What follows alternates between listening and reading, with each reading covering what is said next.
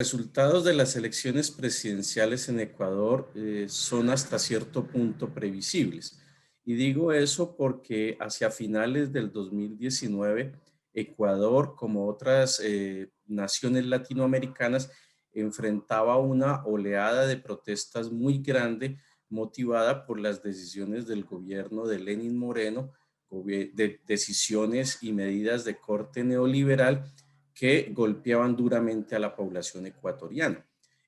Si el gobierno de Lenín Moreno logró pasar ese trance, fue gracias a haber retrocedido en algunas de las medidas que había señalado, pero adicionalmente porque, al igual que le ocurrió a muchos gobiernos de América Latina, se les apareció la pandemia y eso desactivó la lucha social. Pero en octubre del 2019, repito, Ecuador ya enfrentaba unas duras y beligerantes protestas ciudadanas en contra del gobierno de Lenín Moreno. Por eso es que me resulta el resultado bastante previsible, porque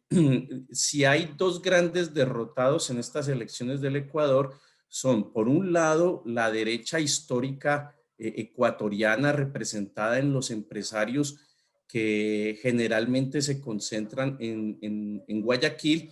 pero por otro lado, toda la política neoliberal que ha sido impuesta en Ecuador a partir del regreso de Lenín Moreno a la presidencia. Entonces, estos son los dos grandes derrotados, en mi opinión, en Ecuador. Debo destacar en estas elecciones varias cosas. En primer lugar, aún todavía el Consejo Nacional Electoral, en el momento de hacer esta nota, no ha confirmado quién será el candidato que enfrentará a Andrés Arauz, pero todo parece indicar que podría ser Guillermo Lasso, el dirigente empresarial, porque en los últimos días, con el conteo de las últimas urnas,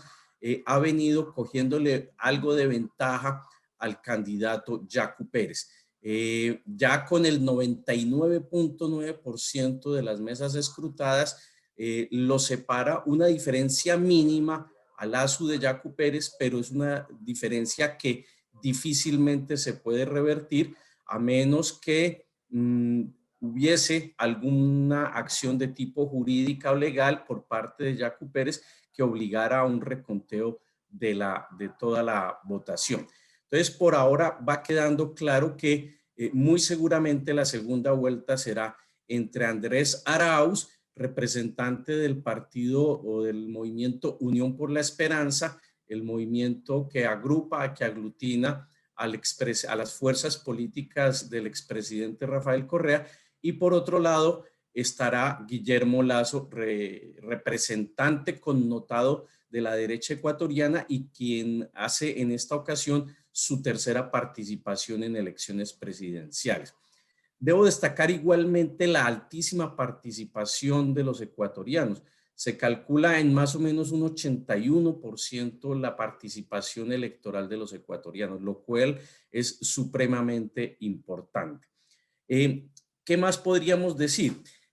¿Por qué también era previsible el resultado? El resultado era previsible por el desastroso manejo que de la pandemia hizo el gobierno de Lenín Moreno, por lo menos en sus primeros meses. Creo que todos tenemos en nuestra retina las imágenes de los fallecimientos masivos, especialmente en la ciudad de Guayaquil. Quizás eso explica por qué la ciudad de Guayaquil, que es, digamos, la capital económica de Ecuador y que es, digamos, el epicentro y el cuartel general de la derecha tradicional en Ecuador, incluso en la provincia del Guayas, resultó perdedor el candidato Guillermo Lasso. Es decir, hay una clara rechazo del pueblo ecuatoriano a las políticas de Lenín Moreno, quien, debo decir, contó en estos 4 años con el respaldo tácito y explícito también de Guillermo Lasso. Es decir, por eso pienso que esos son los dos grandes derrotados.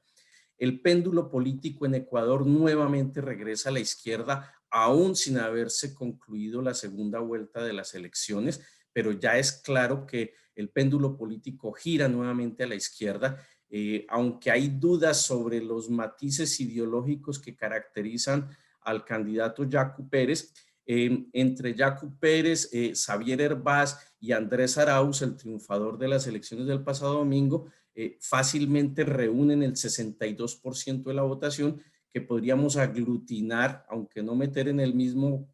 saco, pero podríamos aglutinar como votación de centro izquierda o de izquierda claramente. Ahora, eso no significa que la votación de Yacu Pérez vaya automáticamente a apoyar al candidato Arauz. Debemos recordar que a pesar que Yacu Pérez representa a las comunidades indígenas que estarían más cercanas del programa de gobierno de Andrés Arauz, Yacu Pérez ya en el año 2017 llamó a las comunidades indígenas justamente a apoyar a Guillermo Lasso en la segunda vuelta. Entonces, no es fácil, creo que es muy posible que este comportamiento de Yacu Pérez se repita en esta ocasión e invite a las comunidades indígenas a volcarse a apoyar a Guillermo Lasso, lo cual resultaría un tanto incongruente a mi modo de ver, dado que el programa de gobierno de Guillermo Lasso es totalmente divergente con el programa social y progresista que abandera Andrés Arauz, y obviamente si uno se atiene a la naturaleza del programa político de estos dos candidatos, la mayor cercanía debiera tenerla el movimiento Pachacuti con el programa de Andrés Arauz. Es decir, habrá una segunda vuelta muy reñida. Guillermo Lasso es un hombre bastante poderoso, bastante rico en el Ecuador, tiene una billetera muy importante para aceitar, llamemos, la segunda vuelta electoral, tiene el favor en general de los medios de comunicación principales del Ecuador y por tanto los desafíos que tendrá Andrés Arauz para concitar el apoyo popular y volcar ese 32% que obtuvo en esta primera vuelta en una mayoría en la segunda vuelta son enormes. En caso de confirmarse en la segunda vuelta el triunfo de Andrés Arauz, significaría sin duda un fortalecimiento de esta segunda oleada progresista que vive América Latina y que tuvo su última expresión en el triunfo en Bolivia de la fuerza política de Evo Morales. Solo resta estar pendiente en los próximos meses del desarrollo de estas elecciones y para poder tener un balance más definitivo de cómo cambia el panorama político en Ecuador y en América Latina a partir de las elecciones ecuatorianas.